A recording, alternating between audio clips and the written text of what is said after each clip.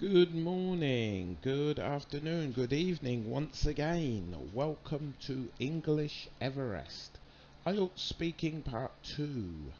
Today's topic is describe an important piece of news you got through a text message. So as you can see, we've got some examples of texting. Vocabulary.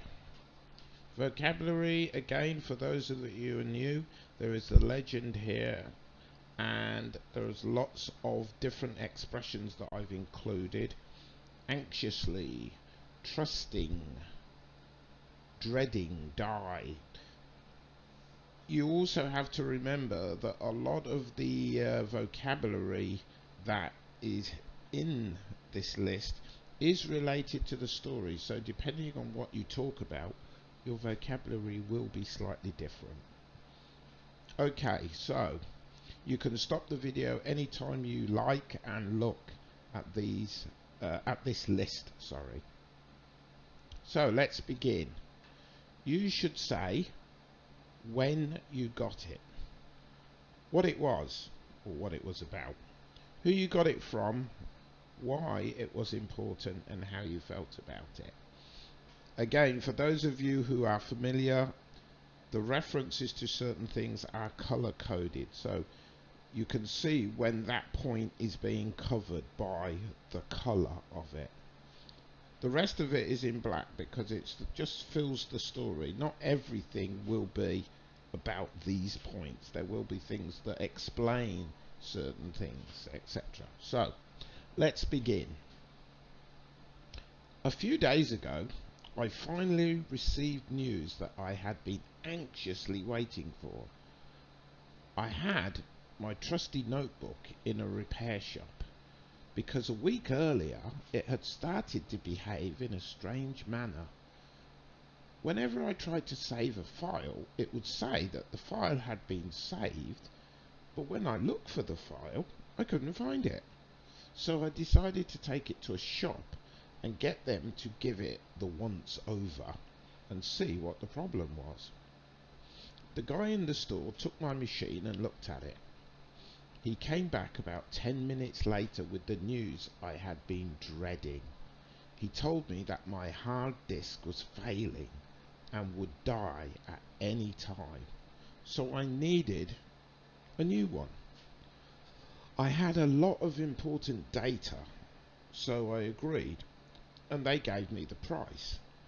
It was expensive, but I had no choice. He took my cell phone number and told me he would text me when it was ready to pick up. I waited for a week and I called them, but was told that it was still being worked on. Then, one day, out of the blue, I received a text message on my phone. I didn't recognize the number, but I read it, and it told me the news I was desperately waiting to hear. My laptop was finally ready for collection. As soon as I read it, I dashed over to the store to pick it up. It was as good as new, and the staff member who repaired it told me that all the data was intact, but I should back it up to be safe. I thought that was a good idea, so I purchased a backup drive from them. Better to be safe than sorry. Okay, so that is the end of the chat. Again, decide on your story earlier, so you can think about it. Don't wait until you're practicing it to think about what you're going to talk about, because it really doesn't work. I've had many students sit in front of me. I don't know what to think about because they hadn't given it any pre-thought. You must give this pre-thought because some of the latest questions you have to sit and think about them. So you should do this. To practice this question, again, decide on the time and event, look at the main features, make notes. Make sure you make notes. Use the idioms, phrasal verbs, collocations, etc. that are in the list. They will help you with your score. Some of them are quite natural, some of them are a little bit unusual, but not unusual that they are never used. They're used less often than the more common ones, but they're still good to use. When I was talking, I tried to talk a little bit more slowly than my natural voice, and it took me around 2 minutes. So if you're practicing, aim for 2 minutes.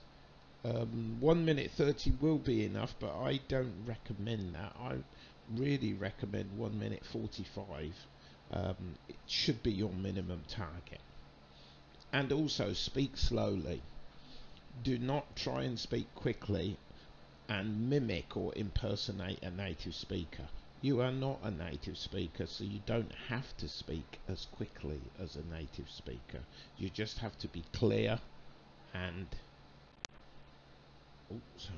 you just have to be clear and make sure the examiner fully understands you.